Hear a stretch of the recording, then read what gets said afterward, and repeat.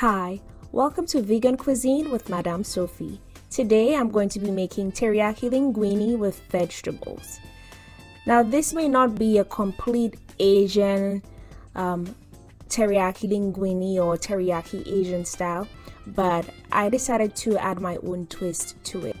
I'm going to be using linguine pasta for this dish, so if you would like a gluten-free option, I'm pretty sure there are some gluten-free pasta you could find on the market. Again, refer to the ingredients list in this video as well as the description section of this video for more information on exactly what I will be using to do this. This pan of oil, I think I have about 1 to 2 tablespoons of oil in the pan. I'm going to be sauteing some onions, ginger, garlic, and seitan sausage.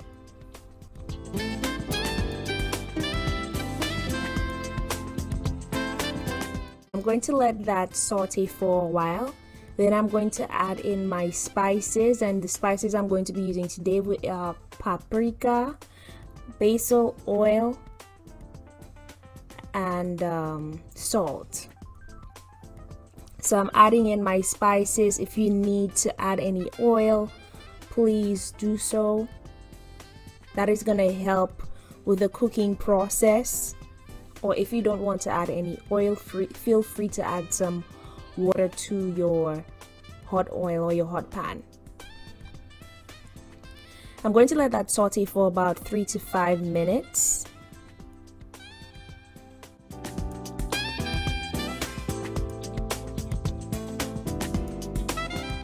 Next, I'm going to be adding in my vegetables. Today I'm going to be using some Napa cabbage, green onions, shredded carrots, and some corn.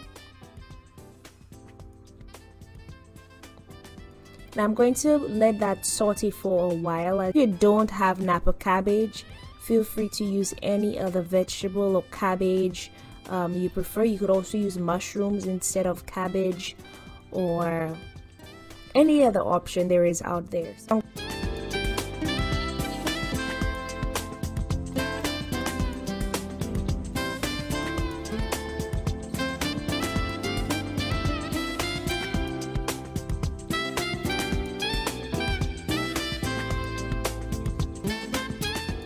add 1/8 cup of water, and I'm going to cover the pan and let that cook for a while, just so that the steam can stay in and the vegetables could really get some heat exposure.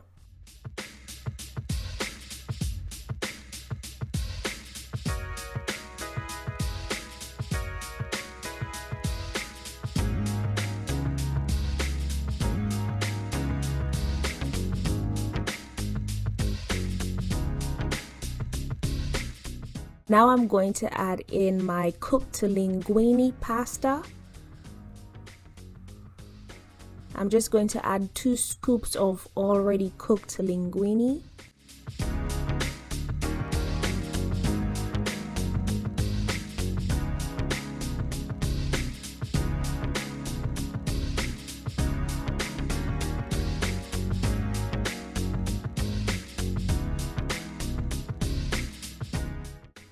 So I'm just stirring the pasta, making sure that it's well combined with the vegetables, and I'm going to let it cook for another 3 to 5 minutes. I'm going to add in my teriyaki sauce. I use the Very brand teriyaki sauce. I also use cocoa aminos. If you don't have cocoa aminos, feel free to use soy sauce. And in this mixture I also added some sesame oil, and I'm going to add some more water. Another reason I'm adding more water is because the teriyaki sauce is very high in sodium, and I want that sodium to kind of decrease, so I'm adding in some water, and also to distribute the flavor evenly throughout the meal. So I'm going to let it cook for another 2 to 3 minutes. If you would like to add some more teriyaki sauce after doing a taste test, feel free to add some more. After 3 to 5 minutes, this is what it looks like. Don't forget to like, share, comment, and subscribe. If you try this recipe, feel free to drop a comment in the comment section. Thank you so much for tuning in for today's vegan cuisine segment. Peace, love, and tasty vegan food.